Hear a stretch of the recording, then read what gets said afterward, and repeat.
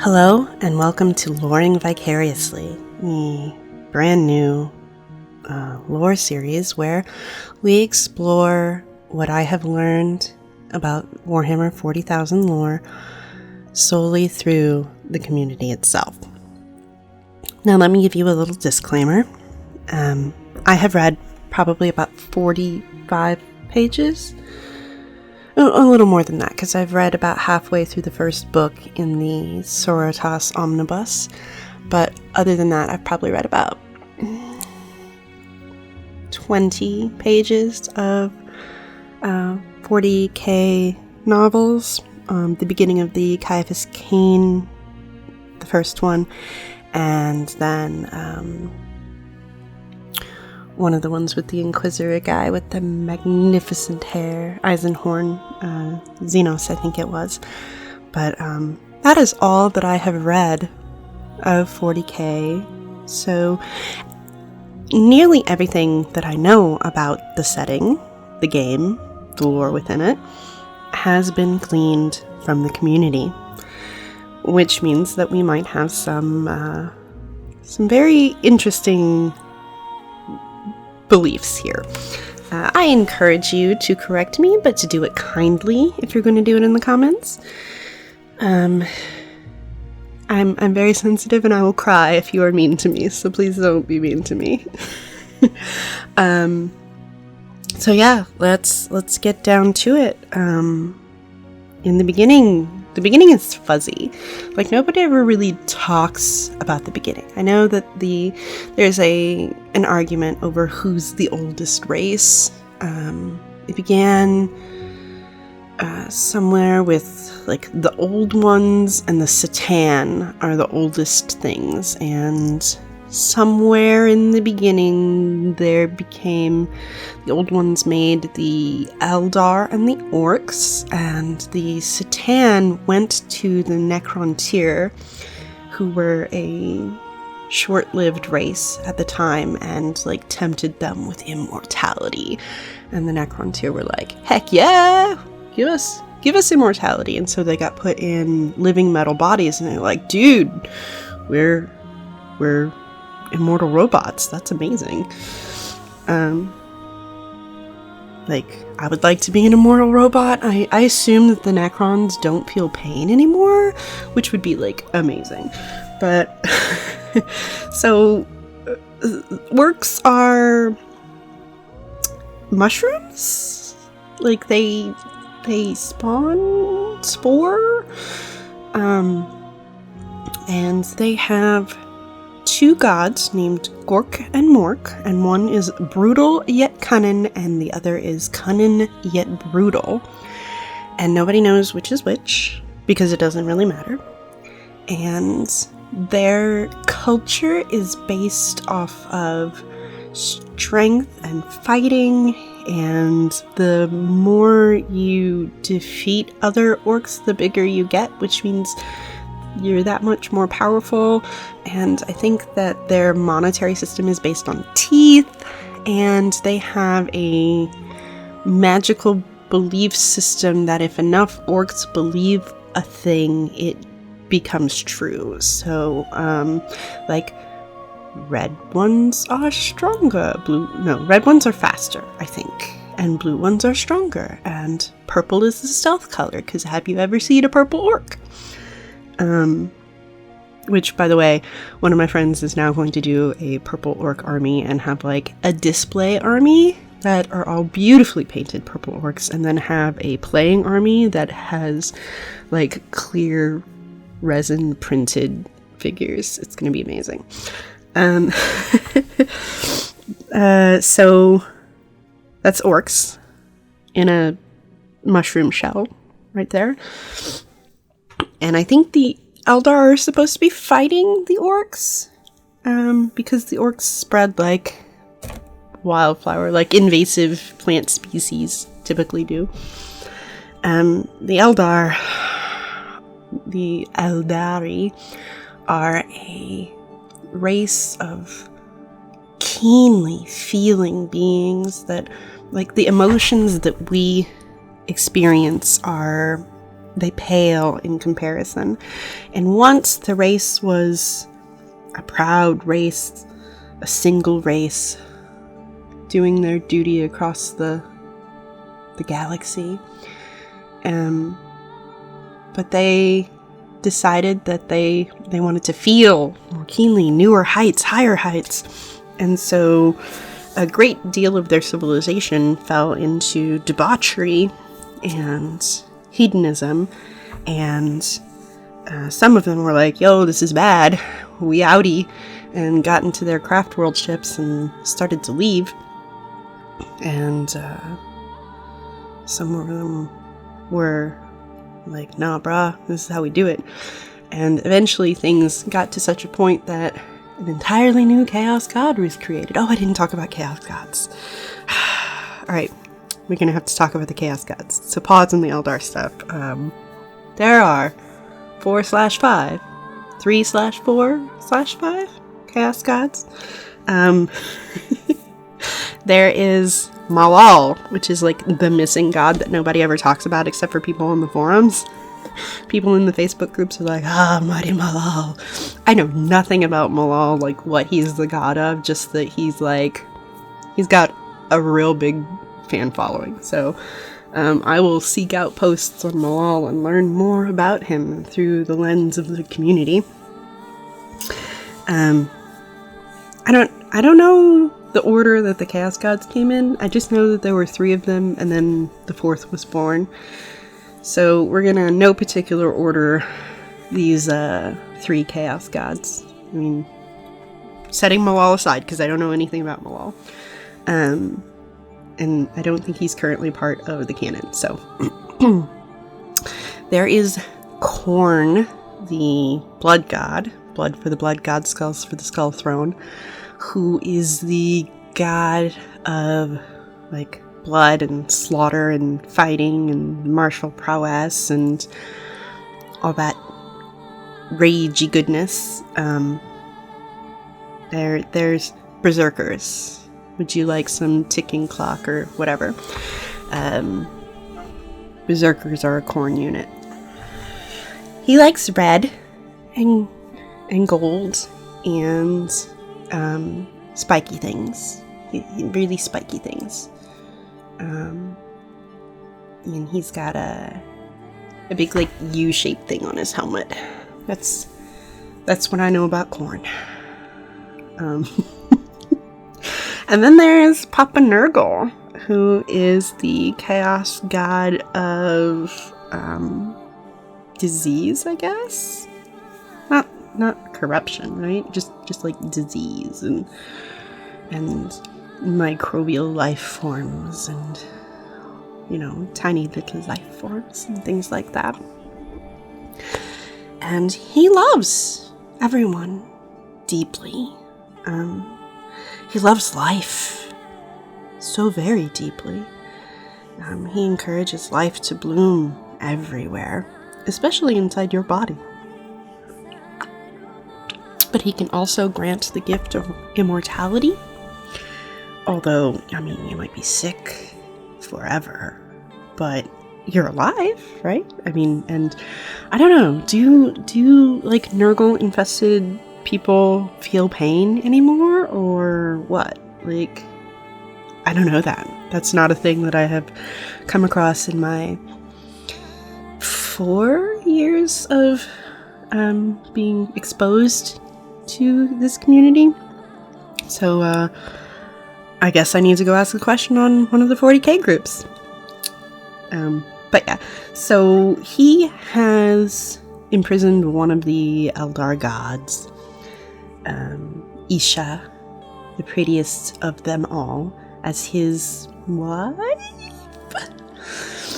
And he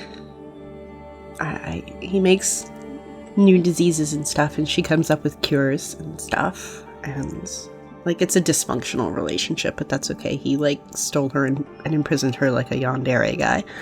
Whatevs! Yeah, that's Nurgle. And lots of bloated maggot pus imagery in the models. Very organic and gross looking.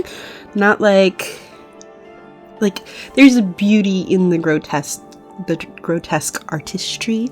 And Nurgle also has some of the cutest models. The Nurglings in particular are they're ugly cute. What are you gonna say? They're cute somehow. It's the power of Nurgle, I guess. And then we have Tzeentch, who hands down has the hottest guys and the hottest motif. The bird motif is really cool. And so the imagery of Tzeentch has a lot of feathers and claws and things like that. And he is the chaos god of change. And so there's a long-running thing going around where Tzeentch is steepling his fingers, going just as planned, whenever really complicated stuff happens. So he's this mastermind, and he loves it when things change, and not necessarily for the better, not necessarily for the worse, but change in and of itself, progress, if you will. And I personally think that Tzeentch has the prettiest colors, and many of the models are very aesthetically pleasing. So maybe that's just Tzeentch trying to tempt me to his side. I don't know. But I do call Magnus my boyfriend. And we'll get to Magnus later, probably in a different video. But yeah, that's the 3 Chaos Gods. And then the Eldar had a big party, and a 4th Chaos God was born, named Slaanesh, or She Who Thirsts. And Slaanesh is non-binary, whatever Slaanesh wants to be that day, which, completely fluid, that's cool. So the god of excess, which has a lot of objectifying sexual themes, but also with crab hands. And I'm very worried about whomever it was at the company that decided that crab hands were sexy. Because they're not really, at least to me. I mean, I guess some people could find crab hands sexy. But I get that there's supposed to be some disturbing element to the Slaaneshi models, but the disturbing element of Slaanesh is mostly the fan base. Let's be honest here, because the people who profess to be all about Slaanesh, they still have lines and limits that they don't want to cross. And that's not what Slaanesh is about. Slaanesh is about no limits. So, if anybody's gonna have female space marines, it's probably gonna be, a Chaos Slaaneshi force.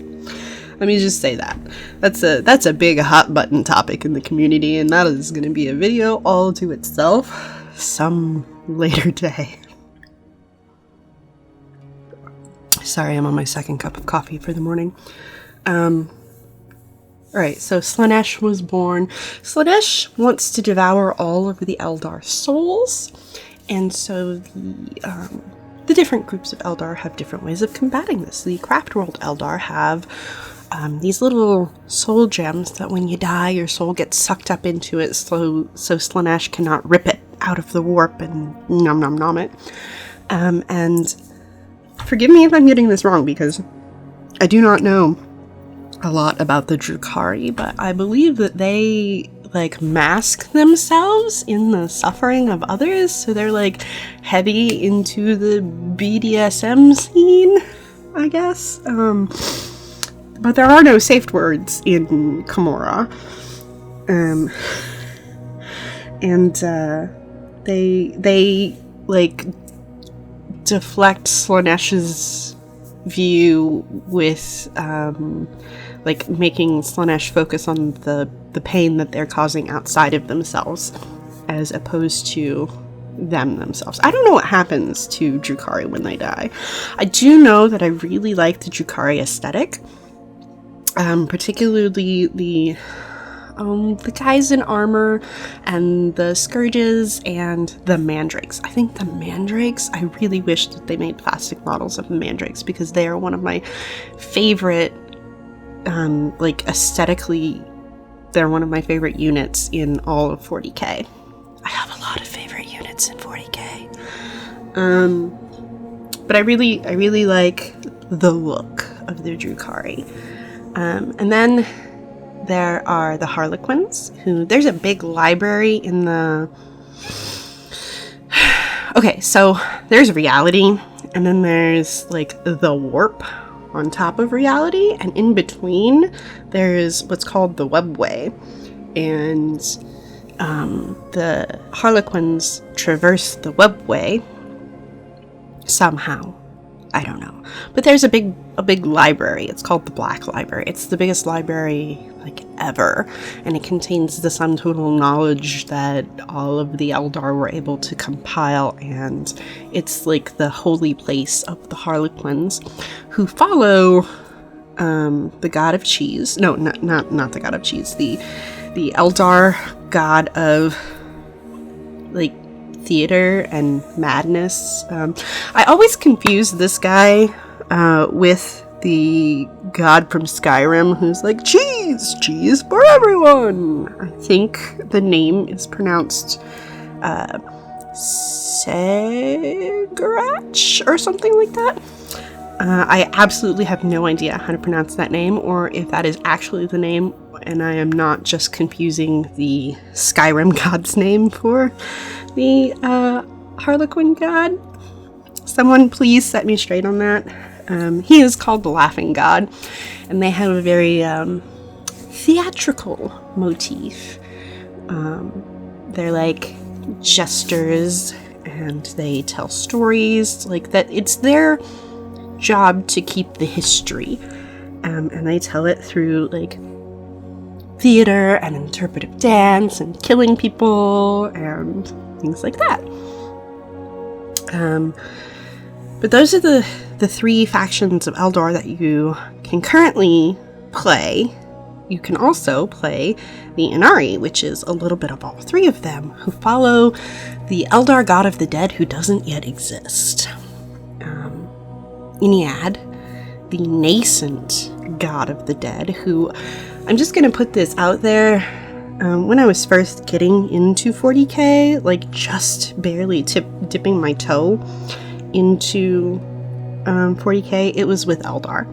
And I had learned about the Pantheon, and I'm like, oh yeah, this like unborn god of the dead thing, this is really awesome. So I kind of like, I wrote a story about awakening the Eldar god of the dead, and then Gathering Storm came out, and and I was very pouty. I was very pouty. And that's about when I like truly got into playing 40k, was right as 8th edition was getting ready to come out. And so I have a huge Eldar force, and I have the Triumvirate of Iniad, and I have started picking up some Drukhari models, and I think we have a single box of Harleys somewhere around. We're not going to talk about my pile of shame right now. I have a lot of armies. It's okay. I'll have a lot of armies painted and assembled and ready for play someday. But so yeah, there is a force of Eldar that don't have any models to my knowledge, and they are called the Exodites. They are the Eldar who went to, like, I think they're called Maiden Worlds, wild places, and they settled down on the planets before the big schism happened, and so they've been trapped on these planets, and they ride dinosaurs, and like they're like wild elves in space fantasy. And I have a friend who works at my friendly local game store who is like, he's doing a whole bunch of really cool conversions with like using the Seraphon from the fantasy setting to make his Exodites, and like I'm someday Games Workshop will come out with Exodites and it will be really awesome. But yeah, so I don't know very much about Exodites aside from they ride dinosaurs and stuff like that. Let's see, we did the Chaos Gods, we did the Eldar, we did the Orcs, we did the Necrons, who have like this sort of Egyptian dead robot undead thing going for them. I guess now we have to talk about the Imperium, which I'm confused on the origins of the Imperium because, like, from what I have gleaned over the years, the Emperor has always been there. Like, from the beginning of human history, the Emperor is this undying dude who lived throughout history, and like humanity made this great big empire, and then that empire fell, and then he like decided that he was gonna make another big empire, so he's like, hi, I am the Emperor. And he was all like, look at me, I look like Henry Cavill, whatever, Henry. He looks like Henry. And he's like, I'm going to make an empire. I hate religion. And so he went about like building the Imperium in order to quash the worship of the Chaos Gods, because I think like the more people believe in them, the more powerful they are, kind of like the Orcs. I'm not sure on that. But he hated the chaos, the ruinous powers, and so he went on a quest to like abolish all religion in the galaxy. And somewhere in the history of this, like, humans came across the Tau, which are blue fish people? I don't know. Some people call them fish people. I don't know what the true, like, source of evolution is for them, but the first time the humans came across the Tau, they were, like, I don't know, still in the mud or something. They were not a threat. So they didn't kill them, which is confusing to me because the Imperium is all about death to the Xenos, and, you know, beware the witch, and suffer not the heretic to live. We'll get to that part, because, like, right now the Emperor hates religion, but eventually, you know, stuff happens. So they find the Tau, and they're like, whatever, and they leave the Tau alone, which is, like, big mistake. Come to bite you later. Hindsight's 2020, haha. So the Emperor he's on this quest to create the perfect warrior. So he creates, I forget what, like, the first thing is, but then he creates, like, the Thunder Warriors. And maybe the Thunder Warriors are first. I don't know. But they're, like, these big, tall dudes who, like, they wear this big armor, and they're, like, the proto-Space Marines. But he decided he didn't like those. And so he decided he needed to do better. So he made 20 babies out of his own DNA. And I'm real fuzzy on how this happened, but the 20 babies all got teleported from their test tubes on Holy Terra in the lab in the mountain in Tibet, I think. I don't know. The tallest mountain in the world, whatever that is. I don't profess to be smart. I just profess to remember things. And not always correctly.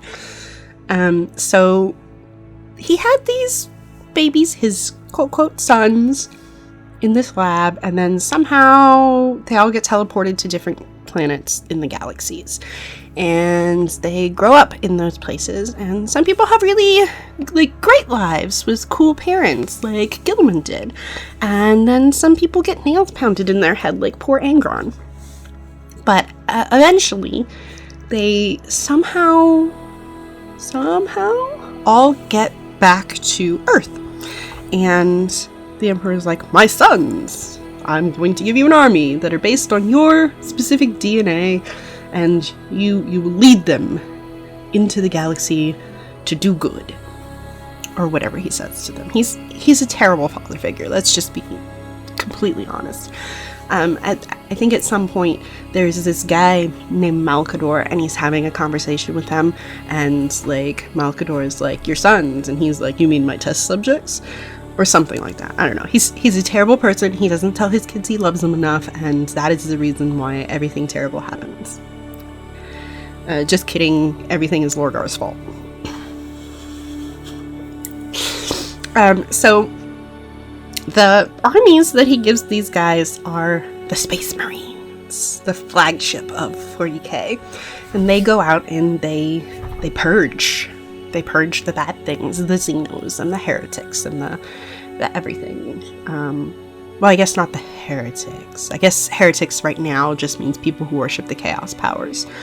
And then the Primarchs is what they're called. They fight like siblings do, and some of them die, and one of them kills the Emperor, and then one of them is like, oh hey, you know, we should make a religion out of the Emperor. Except the Emperor's not dead. They put him in like this golden throne thing that keeps him alive, and like he has to be fed the psychic power of, I think it's 1,000 psychics per day to keep him functioning enough to have like his psychic presence is amplified by the golden throne as a beacon for the astropaths that pilot the ships for the Imperium, so they use that beacon to not get lost when they're out in the galaxy. And the galaxy is very timey-wimey. Anytime you go through the warp, things get a little timey-wimey, and we'll talk about the dating system, like the way they write dates in the Imperium, and because I think that's really cool, but that's a different video. But so the Emperor is on this golden throne, and like a whole religion builds up around him, and the whole Imperium is supposed to ascribe to this imperial cult. And so there's a church, and there are actually multiple branches of the church whose job it is to like seek out heretics and destroy them. There's the Adepta Sororitas who protect all aspects of the faith. They are they're their own video, but they're nuns with guns, and they're pretty awesome. GW just came out. Like, honestly, you're welcome, because I'm the reason that GW came out with the Plastic Sisters. I invested like a whole bunch of money in third-party Plastic Sisters, and then 2 weeks later GW made their announcement. So I'm taking that one. That's my fault. You're welcome. I do have almost every new Sororitas model that they've put out. I don't have the flying pulpit thing yet. But they look really cool. They're nuns with guns. They take their duty very seriously. And then there's also the Inquisition, which may be or may not be part of the church. I think it's partially part of the church and partially part of the governing body. And the Inquisition has 3 arms. There is the Ordo Hereticus, which is they seek out heretics. There is the Ordo Xenos, which seeks out Xenos threats, which is aliens. If you don't know what Xeno means, it means... I mean, I could look it up, but we're not going to get that granular into our definitions here. And then there's the Ordo Malleus, which are specifically geared toward fighting daemons, which is specifically chaos creatures. Then there is a small faction of like governing stuff, which includes the Officio Assassinorum, which there are 4 canon schools of assassination, and they each have one really cool model. And there is a branch of the Inquisition called Death Watch that is allowed to go, "Hey, you!" from any other chapter of Space Marines and grab them and be like, "You're part of Death Watch now. Go do Inquisition-y things."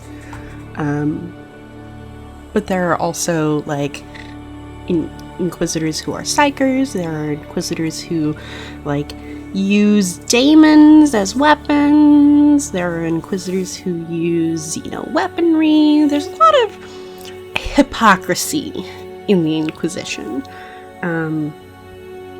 But the Inquisition has a lot of authority to just be like, "Hey, you're a heretic. Blam, you're dead."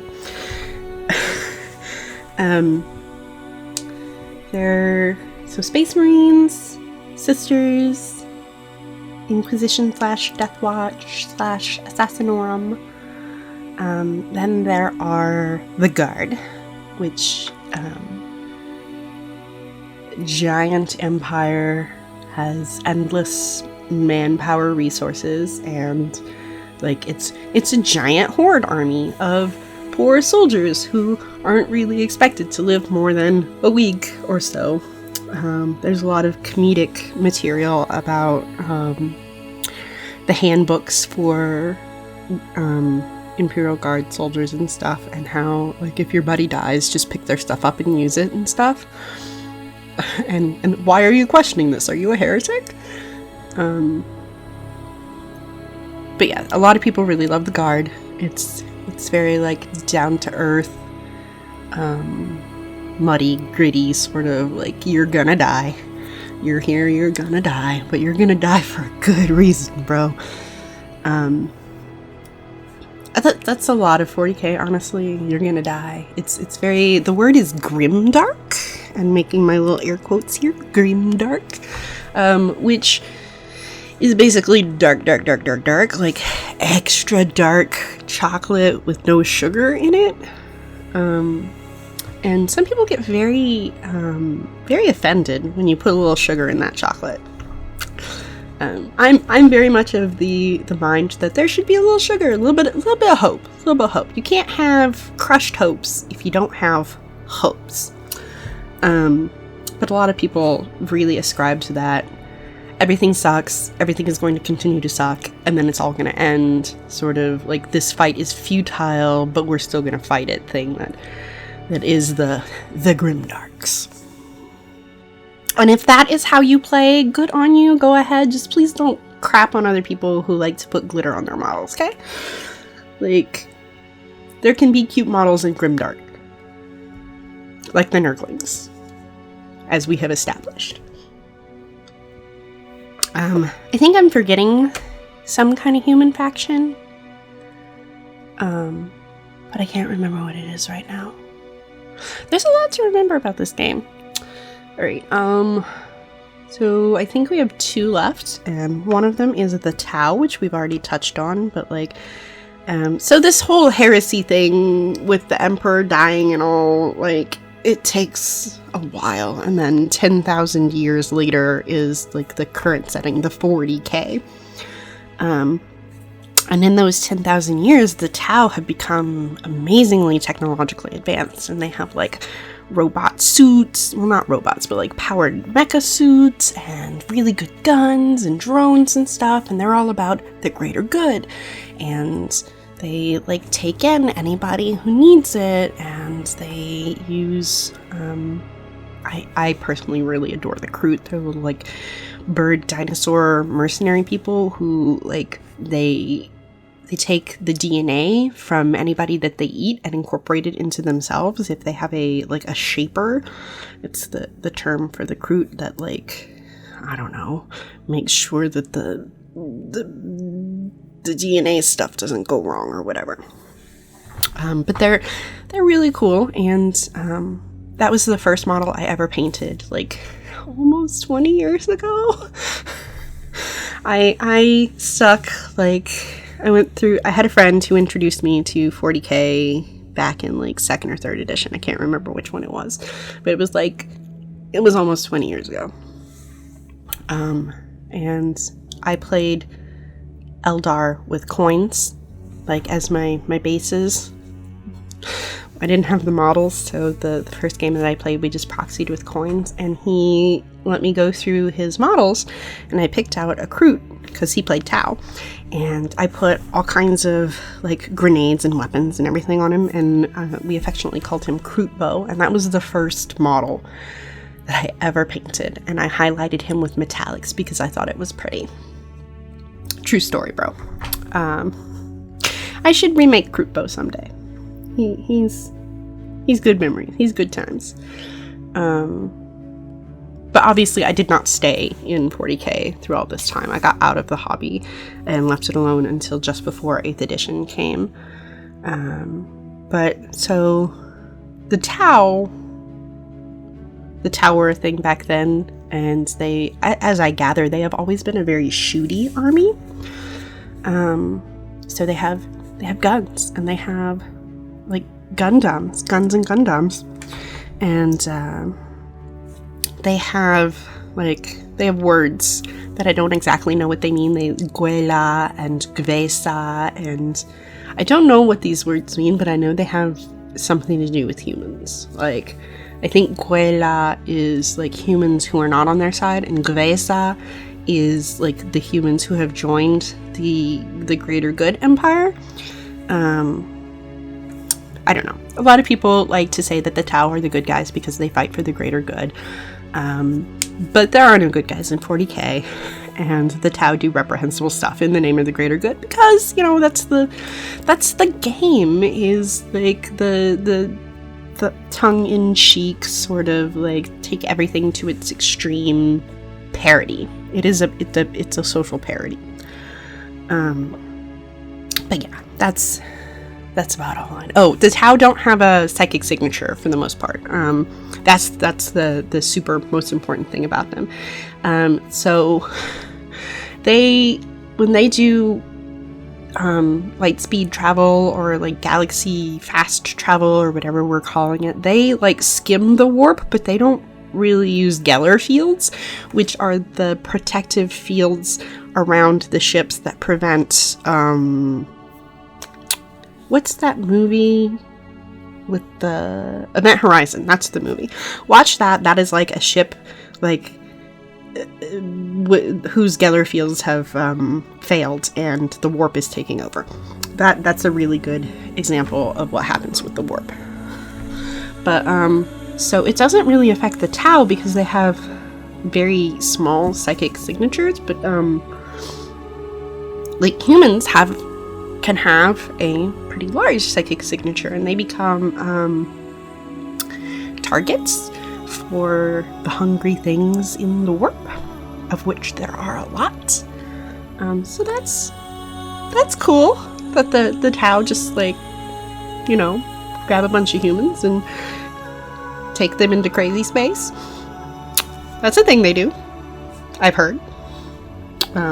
So yeah, the last faction is Tyranids, the space bugs, who I gather come from outside our galaxy and are maybe running from something, which is kind of scary because these are giant bugs that just devour everything biological, #dad biomass, in their path. And not only that, but they have like spliced themselves with humans somehow, and they're called gene stealers. So they have these like little purple looking people dudes who go in and infiltrate human settlements, and like they'll breed with humans, and like I may be getting this wrong here. I don't remember this very clearly, but like the first couple of generations look real human, and like the cult spreads, and then eventually you end up with like purple dudes with like 4 arms and lots of teeth and stuff. But you can like have a whole force of gene stealers, like a whole gene stealer army, or you can incorporate them into either a Tyranid army or a, like I've heard of people doing a fallen Imperial Guard that incorporate gene stealer cults. So there's a lot of room for mixing and matching in your personal grimdark horror there. Because, yeah, body horror is cool. We've established that before with the Chaos Gods. But here's another avenue for you to have your body horror. Great. To be fair, I mostly only follow the larger game of Warhammer 40,000. I do have... It's a small squad-based game. It came in a big box, and there were, like, a whole chick faction. I can't remember the name of it. I have that box. I haven't even put it together. They have really cool models, but all the models in that line, they're a lot more intricate than the 40k stuff, which, if you like putting really intricate models together, that's your bag. Like, I really like how there's something in this hobby for everyone. There's, like, the tons of books that have the lore for the people who like lore, and then there's simple models for the people who just want to, you know, get their army together and play. There's the really complex models for the people who enjoy, you know, putting very intricate things together. There's models that have a ton of detail for the people who really like painting them. There's a whole brand new rule set that is both at once simplistic and complicated for both of the types of wargamers that exist. Whether you like just, you know, simple rules and you want to play, you can just, you know, power level and play. And then there's like the next layer of complications of every faction has its own rules, and you can learn every faction's rules if you really want to and figure out the best way to interact and tactics. And I'm sure that that's what like the competition winners do, is they like really study the material. I don't really. I pick armies based on how they look. And I learn my lore through the community. I lore vicariously. So that's our episode for today. Just an overview of the 40k world. From here, I plan on taking focused views on everything that I've talked about previously, putting things under the lore microscope. There are some things that I do have to seek out new lore and arguments on. And we'll do that. Like, I don't know, the Drukhari and the Tau, the things that I don't know a lot about. But someday we'll like go through all the Eldar gods and stuff, and we'll talk about the Primarchs. That's a whole video right there. Because I've been studying very hard for my Primarch exam. But I don't even know how long this is. This is like 45 minutes already, so if you have made it to the end, thank you so much. Thank you for sticking with me, and I hope that you look forward to this next video in this series, because I am certainly having fun with it. If you do have a topic that you would like to hear me ramble on about in the next video, please put it in the comments. Reminder, please be nice, not only to me, but to each other. We're all in this hobby together, so let's not curse at each other. Let's not call each other names. I've seen on Facebook how this can devolve some, so let's be nice, okay, guys? Let's be friends. We can do that, right? Okay. Until the next episode of Loring Vicariously, I say to you, live, laugh, lore.